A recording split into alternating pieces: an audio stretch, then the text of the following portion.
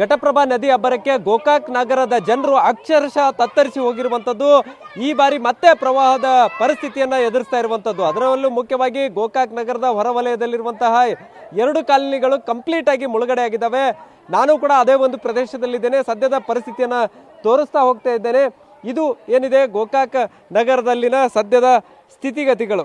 ಬಹುತೇಕ ಏನು ಘಟಪ್ರಭಾ ನದಿಗೆ ಅಪಾರ ಪ್ರಮಾಣದಲ್ಲಿ ನೀರು ಹರಿದು ಬರ್ತಾ ಇರುವಂತಹ ಕಾರಣಕ್ಕಾಗಿ ಸದ್ಯ ಈಗ ಗೋಕಾಕ್ ನಗರಕ್ಕೂ ಆ ಒಂದು ಘಟಪ್ರಭಾ ನದಿ ನೀರು ನುಗ್ಗಿರುವಂಥದ್ದು. ಇದು ಗುರುವಾರಪೇಟ್, ಗೋಕಾಕ್ನ ಗುರುವಾರಪೇಟ್ನ ಸದ್ಯದ ದೃಶ್ಯಾವಳಿಗಳನ್ನು ನೋಡ್ತಾ ಇದ್ದೀರಿ. ಸದ್ಯ ಇಲ್ಲ ಸುಮಾರು ಅಂಗಡಿಗಳಿದ್ದಾವೆ, ಅದರಲ್ಲೂ ಮನೆಗಳು ಜೊತೆಗೆ ಅಂಗಡಿ, ದೇವಸ್ಥಾನ, ಹೀಗೆ ಪ್ರತಿಯೊಂದು ಏನು ಬಹುಮುಖ್ಯವಾದಂಥ ಕಾಲೋನಿ ಕೂಡ ಇದಾಗಿತ್ತು. ಇದೀಗ ಕಂಪ್ಲೀಟ್ ಆಗಿ ರಾತ್ರಿಯೇ ನೀರು ಬಂದಿರುವಂಥ ಕಾರಣಕ್ಕಾಗಿ ಸುಮಾರು 200ಕ್ಕೂ ಅಧಿಕ ಮನೆಗಳು ಈಗಾಗಲೇ ಜಲಾವೃತಗೊಂಡಿದ್ದಾವೆ. ಅದರ ಜೊತೆಗೆ ಸುಮಾರು 50ರಿಂದ 60ಕ್ಕೂ ಅಧಿಕ ಅಂಗಡಿ ಮುಂಗಟ್ಟುಗಳು ಕೂಡ ಮುಳುಗಡೆ ಆಗಿದ್ದಾವೆ. ಇನ್ನೂ ಕೂಡ ನೀರಿನ ಪ್ರಮಾಣ ಏರಿಕೆ ಆಗ್ತಾ ಇದೆ. ಏನು ಅಂಗಡಿ ಮುಂಗಟ್ಟುಗಳಲ್ಲಿರುವಂಥ ಸಾಮಾನುಗಳನ್ನು ಈಗಾಗಲೇ ಶಿಫ್ಟ್ ಮಾಡಿದರೆ, ಕೆಲವೊಂದಿಷ್ಟು ಜನರು ಕೂಡ ನಡೆದುಕೊಂಡು ಬರ್ತಾ ಇರುವಂಥದ್ದನ್ನು ಕೂಡ ದೃಶ್ಯಾವಳಿಗಳಲ್ಲಿ ಗಮನಿಸಬಹುದಾಗಿದೆ. ನಗರ ಪ್ರದೇಶದ ಮಧ್ಯಭಾಗದಲ್ಲಿ, ಅದರಲ್ಲೂ ಗುರುವಾರಪೇಟೆ ಮಧ್ಯಭಾಗದಲ್ಲೇ ಈ ಒಂದು ನೀರು ಎಷ್ಟರ ಮಟ್ಟಿಗಿದೆ ಅನ್ನುವಂಥದ್ದನ್ನ ಆ ದೃಶ್ಯಾವಳಿಗಳಲ್ಲಿ ನೋಡಿದರೆ ಗೊತ್ತಾಗುತ್ತೆ. ಈಗಾಗಲೇ ಪ್ರತಿ ವರ್ಷ ನೀರು ಬಂದಿದ್ದೆ, ಆದರೆ ಮಳೆಗಾಲದಂಥ ಸಂದರ್ಭದಲ್ಲಿ ಇಂಥದ್ದೊಂದು ಪರಿಸ್ಥಿತಿಯನ್ನು ಗೋಕಾಕ್ ನಗರದ ಈ ಒಂದು ಕುಂಬಾರ್ ಗಲ್ಲಿ ಆಗಿರ್ಬೋದು, ದನದ ಪೇಟೆ ಆಗಿರ್ಬೋದು, ಅದರ ಜೊತೆಗೆ ಗುರುವಾರಪೇಟೆ ಈ ಒಂದು ಭಾಗದ ಜನರು ಪ್ರವಾಹದ ಪರಿಸ್ಥಿತಿಯನ್ನು ಎದುರಿಸ್ಕೊಂಡೇ ಬರ್ತಾ ಇರುವಂಥದ್ದು.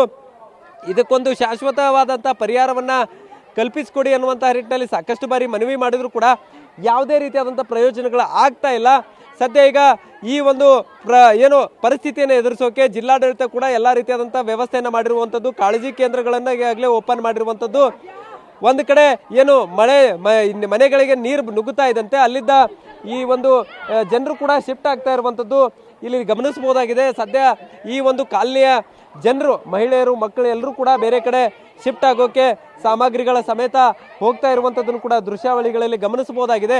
ಬೇರೆ ಬೇರೆ ಕಡೆಗಳಲ್ಲಿ ಈ ಒಂದು ಸಾಮಗ್ರಿಗಳನ್ನು ಶಿಫ್ಟ್ ಮಾಡ್ತಾ ಇದ್ದಾರೆ ಕಾಳಜಿ ಕೇಂದ್ರಕ್ಕೆ ಮತ್ತು ಅವರ ಸಂಬಂಧಿಕರ ಮನೆಗಳಿಗೆ ತೆರಳ್ತಾ ಇರುವಂಥದ್ದನ್ನು ಕೂಡ ದೃಶ್ಯಾವಳಿಗಳಲ್ಲಿ ಗಮನಿಸಬಹುದಾಗಿದೆ. ಎಷ್ಟರ ಮಟ್ಟಿಗೆ ಇಲ್ಲಿ ಪ್ರವಾಹದ ಪರಿಸ್ಥಿತಿ ಇದೆ ಅನ್ನುವಂಥದ್ದಕ್ಕೂ ಕೂಡ ಈ ದೃಶ್ಯಾವಳಿಗಳು ಸಾಕ್ಷಿ ಆಗ್ತವೆ. ಘಟಪ್ರಭಾ ನದಿಯಲ್ಲಿ ಸುಮಾರು 60,000 ಕ್ಯೂಸೆಕ್ನಷ್ಟು ಹೊರಹರಿವಿರುವಂಥ ಕಾರಣಕ್ಕಾಗಿ ಸದ್ಯ ಈಗ ಆ ಒಂದು ನೀರು ಗೋಕಾಕ್ ನಗರಕ್ಕೂ ಕೂಡ ನುಗ್ಗಿ ಸಾಕಷ್ಟು ಅವಾಂತರಗಳಿಗೂ ಕೂಡ ಕಾರಣ ಆಗ್ತಾ ಇರುವಂಥದ್ದು. ಪ್ರತಿ ವರ್ಷ ಪ್ರವಾಹದ ಪರಿಸ್ಥಿತಿಯನ್ನು ಈ ಭಾಗದ ಜನರು ಎದುರಿಸ್ತಾ ಇರುವಂಥದ್ದು. ಶಾಶ್ವತ ಪರಿಹಾರಕ್ಕಾಗಿ ಈ ಭಾಗದ ಜನರು ಒತ್ತಾಯ ಕೂಡ ಮಾಡ್ತಾ ಇರುವಂಥದ್ದು.